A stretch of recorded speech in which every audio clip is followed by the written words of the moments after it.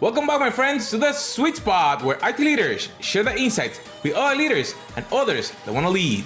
My name is Carlos Vargas, and as in every week, I have my two co-hosts, Howard Holton and Paul Lewis. Hey there. Hey, Carlos. Another week, another trend, something else. What are we doing? So this week, I think we're going to talk trends. So we're going to talk about disintermediate back-end initiatives, streamlining scalable e-commerce, and reinventing value-added solutions.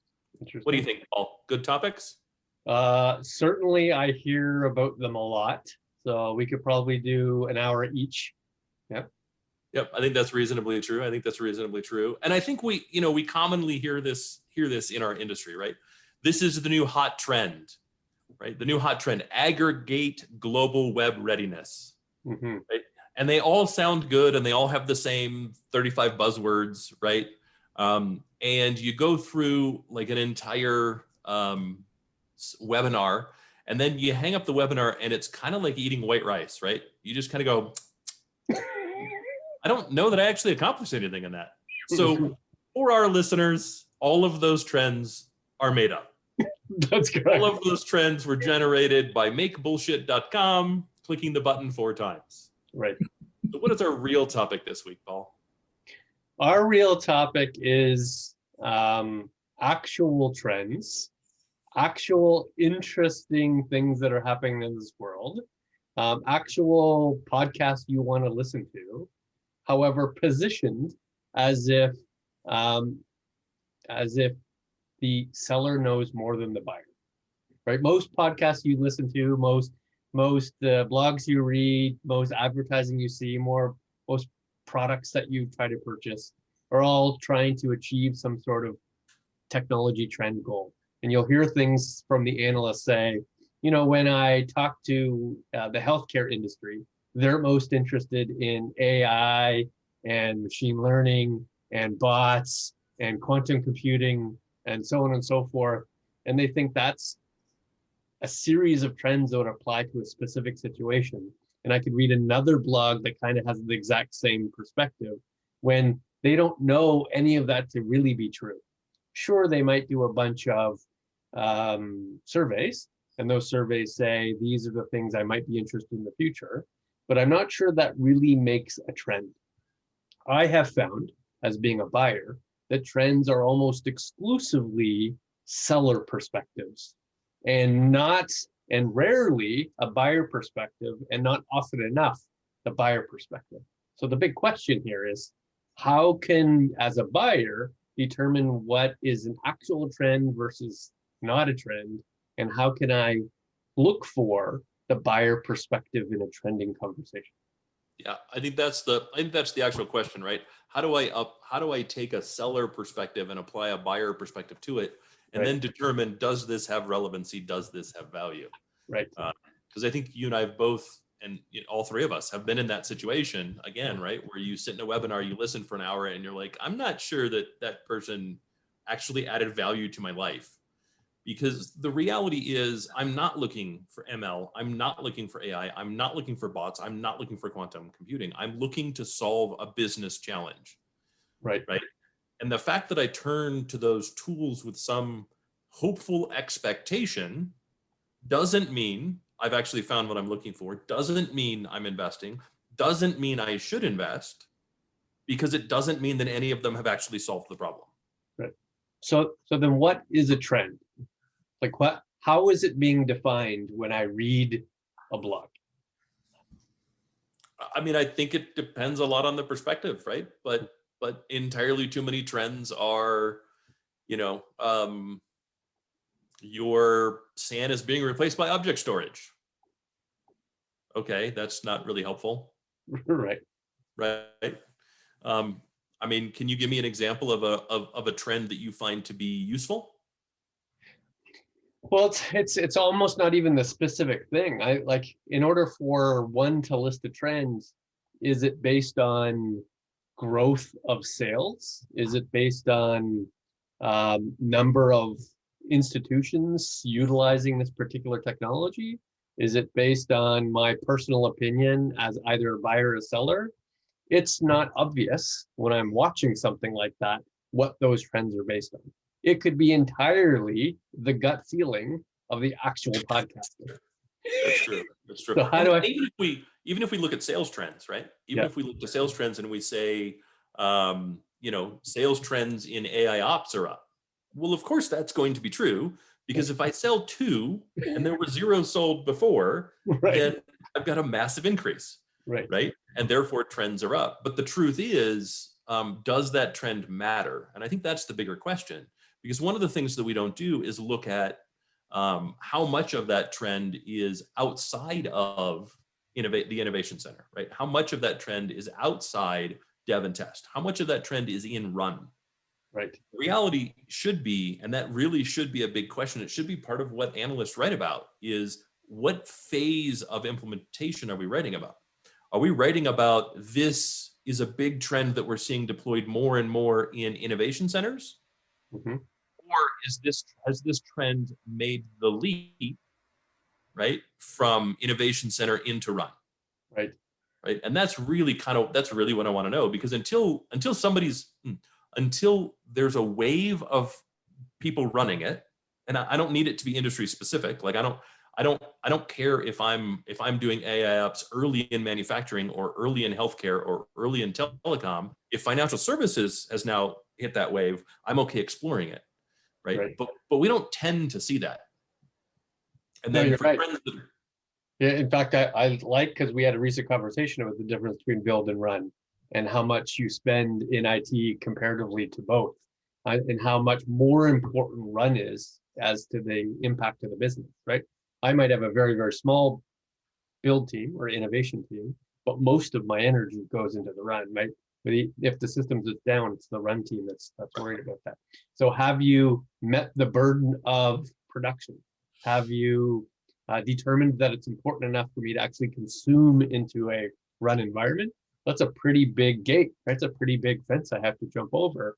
And it would be incredibly important to know, at what point that transitions. And you're also right in your first point, that the percentage matters. Like even big numbers, like Azure just came out last couple of days, right? They're up 50%. Wow, like that's a big number. We're talking billions of dollars there. But even in the billions of dollars, only 4% of all IT consumed is cloud. And Azure, even if they're at a third of all consumption of cloud, that's still a relatively small percentage of all IT. We're talking 1%. Sure. So that's the percent matters. The amount of actual consumption matters. So could you say cloud is a trend when it only actually impacts 1%? I don't know. Well, but that's actually a really good example, because while it may only impact 1% of what's being run, 100% of IT organizations are in the midst of their strategy on cloud. Right. And they may be in the midst of their 4th strategy, 5th strategy, 10th strategy, 12th strategy on cloud. Right. And so it's actually why I think the holistic picture becomes really important. Mm-hmm. Right. It's more than just what is the market share. It's more than just what is the build to run ratio. Right. But it's also like it's a whole picture that you really have to look at and then determine, is this a hype or is this a trend? Right. And I think that's really the challenge is how do we tell the difference between hype and trend? Right. And I would say one of them is there's actually a really easy way to start. Okay. Can it be clearly and consistently defined? Right.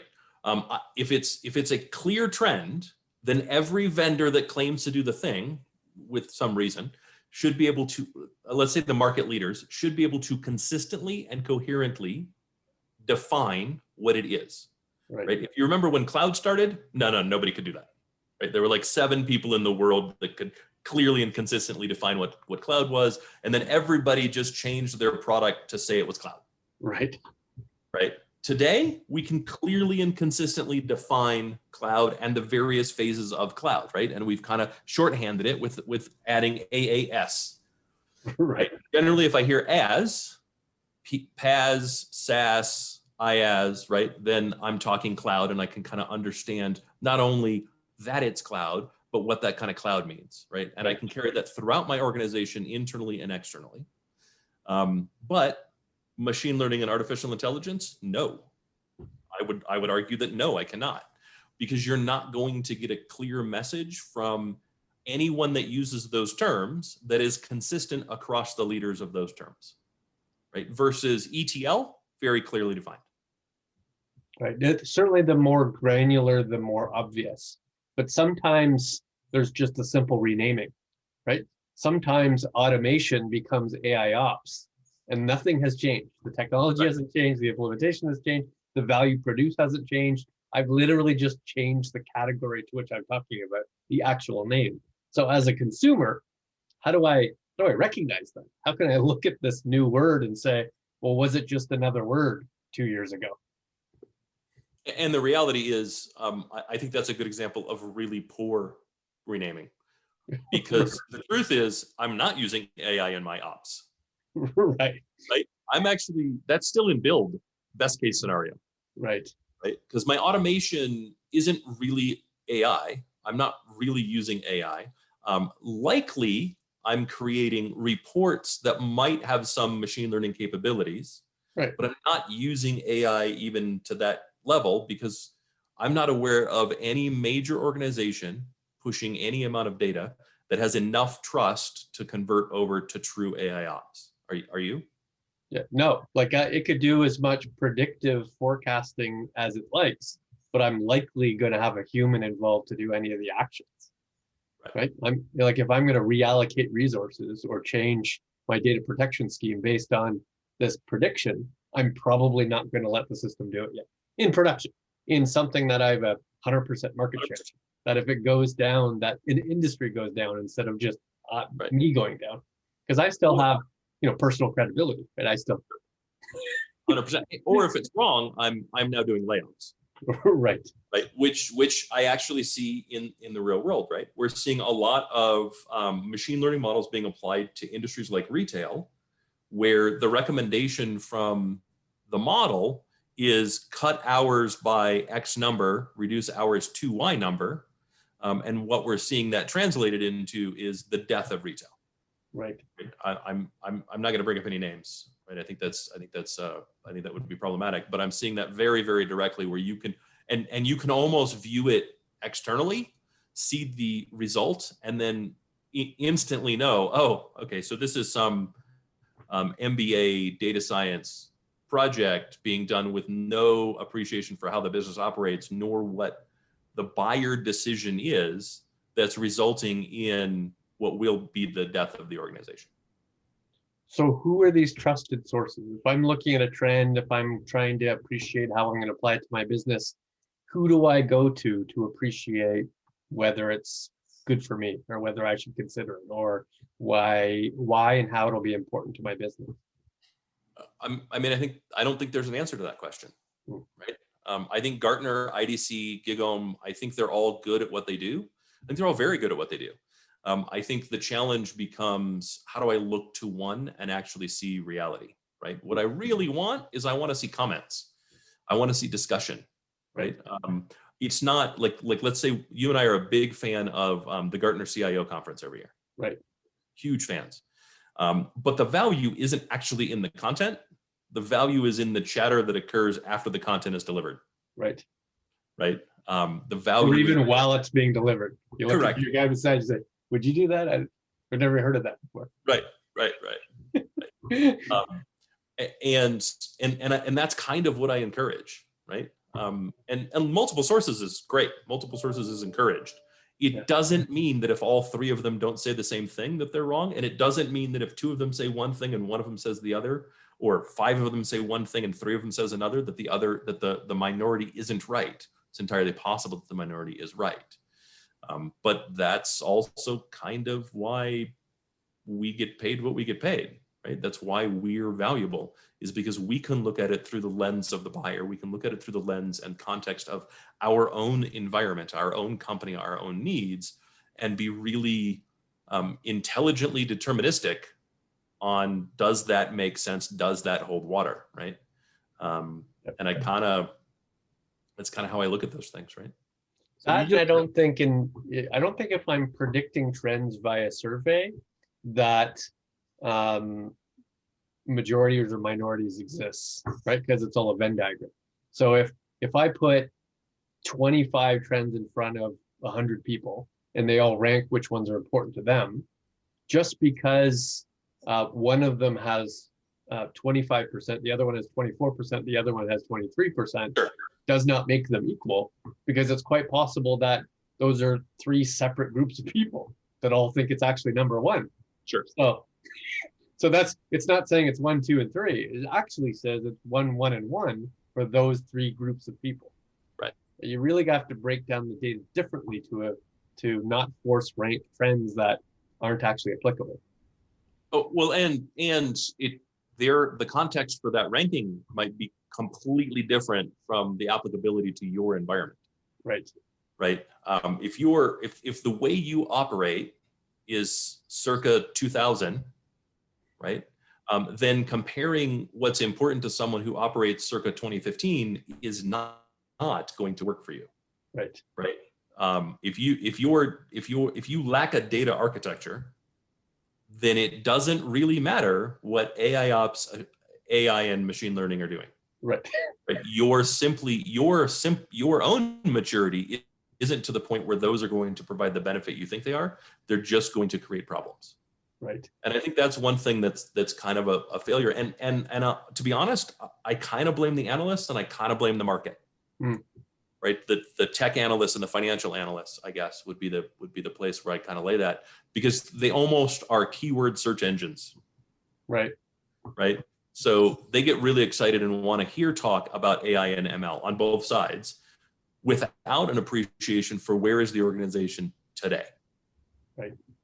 Right. And I think that's a really important consideration. And I think if we were a little bit, I think if we as the consumer of that information had a little more patience and were willing to invest a little more time, it would allow a little bit more depth and give the analysts a reason to go a little deeper, right? Talk about iterative improvement rather than just a keyword-based improvement. So let's say you see a trend set that here's 10 top trends, and you believe it's actually true. These are a realistic set of top 10. Do you as a CIO or CTO now take those top 10 and apply them with some priority to your business?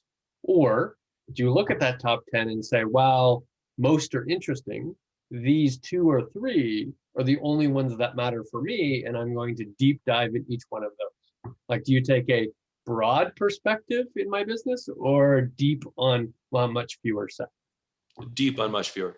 Deep on much fewer. Right. I try to identify which ones actually solve a problem I'm aware of in my business or have the potential, and then I dig into them deep enough to find out if they solve a problem. And even in the case where there's 10 of them, it's entirely reasonable that all 10 might solve a piece of a problem in a different way.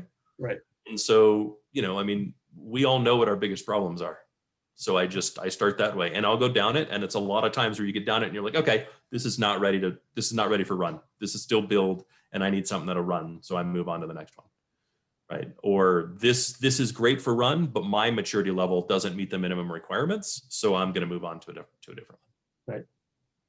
And then even more complex, and I've seen this many times, is that there are multiple sets of trends, right? So there are top 10 strategic trends for the future, trends for 2021, data-centric trends, infrastructure-centric trends, software application-centric trends, security-centric trends. Well, now what do I do? Now I have 50 trends. Am I supposed to, as a CIO and CTO, appreciate all 50? Or am I only double-clicking on some of them and hoping I have a team to consume sort of the double-clicky ones? Yeah, I'm hoping I have a team. Yeah. Right. So I mean, go ahead. I don't think, like, if as a CIO, if as an executive leader, I can't look at that and not be and recognize that I should be overwhelmed as an individual, but I am no longer overwhelmed as a team, that I'm doing something wrong, right? I'm either holding too much responsibility myself, or haven't enabled, in which case I haven't enabled my team, or I haven't put the right people in place to be the team that I need. Right. Those are kind of the two options. And I would say in the first one, you can solve that immediately. Enable your team, enable your team, enable your team. Every one of them should be smarter than you. Every one of them should be a force multiplier for you without a doubt. Right. On the second one, that takes time, right? And it's really critical that you figure out, how do I make the right investment the right way so that I'm building the right team in my organization. In most cases, I hope that's investing in the team members, right? And upskilling them, right? If you're at the CIO, CTO level, then I would expect the people that report to you are at the VP and EVP level, in which case you've made a significant investment in them as an organization already, and replacing them as a 14-month process. Right. So it should be worth it to make an investment in them of, say, 8 months to see if you can upskill them. And you'll probably know in 2 months whether or not they'll be able to make that transition. Right. What about you? Do you have a similar or different thought? No, I absolutely agree. I would struggle as a CIO, CTO with how deep I should know any of the 50, right? I still think I should take, let's say, the strategic trends, make those my trends that I have a deeper understanding on because they have a long-term roadmap to support. But, the AI ops implementation and how important that is as compared to DevOps implementation should be something that I would expect my VP of I&O to worry about. Whereas I need to appreciate what the words mean. I don't probably need to appreciate who the providers are or a roadmap to implement or how I should measure them. That should be something that I should be able to distribute and federate amongst the team. Yeah, I tend to agree. What about you, Carlos? So I've been listening to both of you, and I know how we have worked doing these things. I remember the last time that we were at the CIO conference.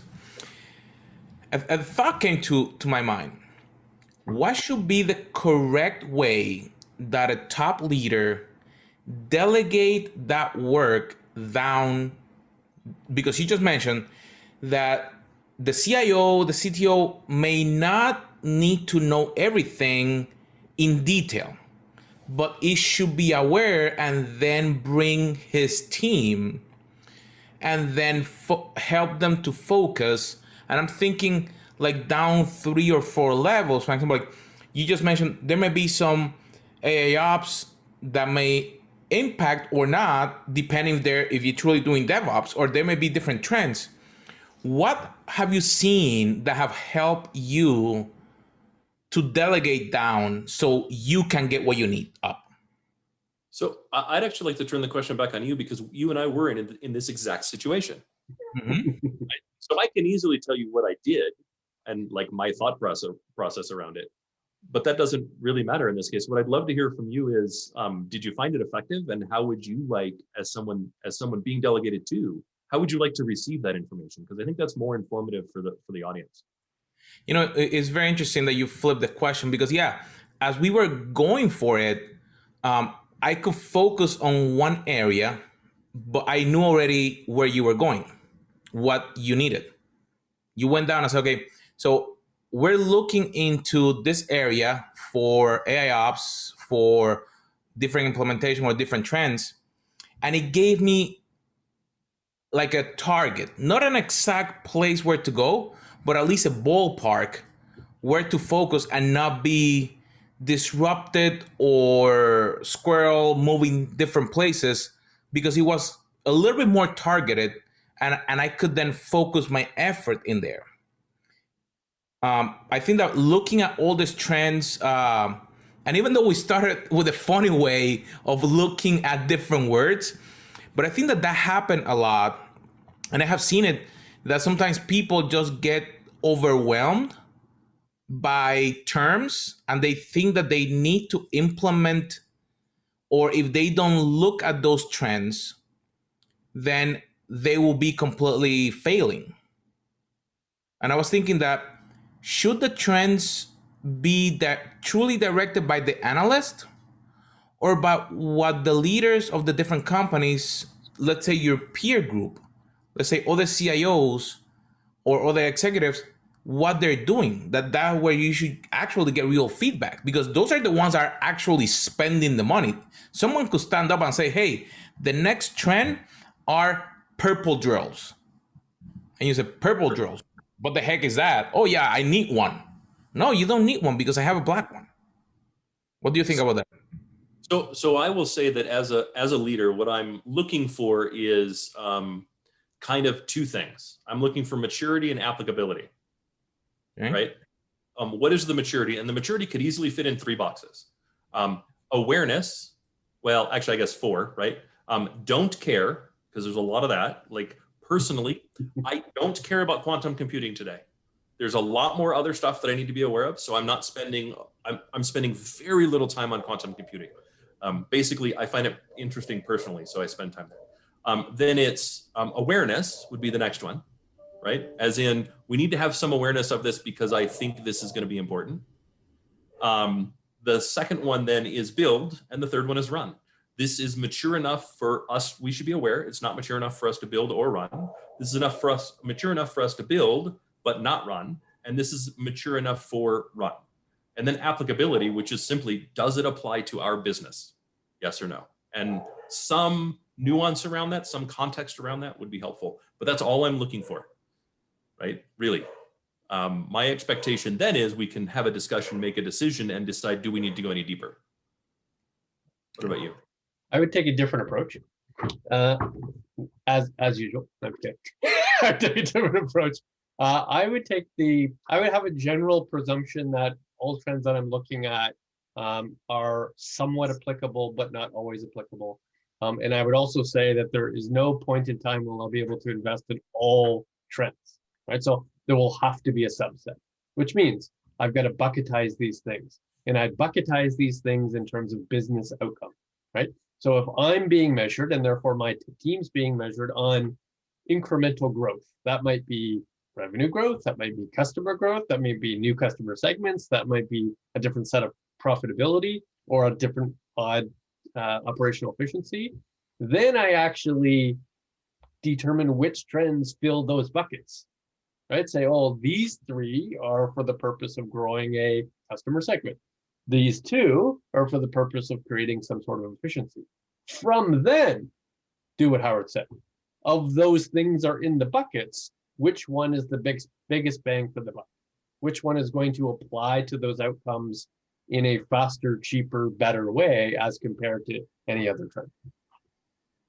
Does your innovation then initiatives leverage those trends? Should they have free reign to just do any of them, or should they be connected to the process that you're mentioning?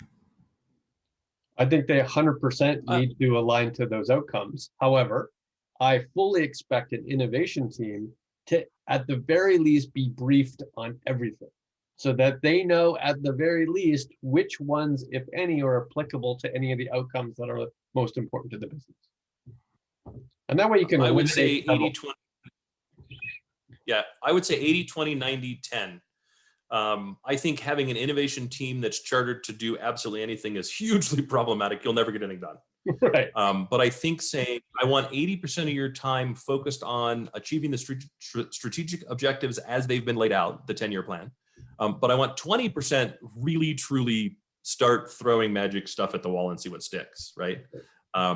I think it's 80% is informed from the business strategy and 20% is informed from innovation itself.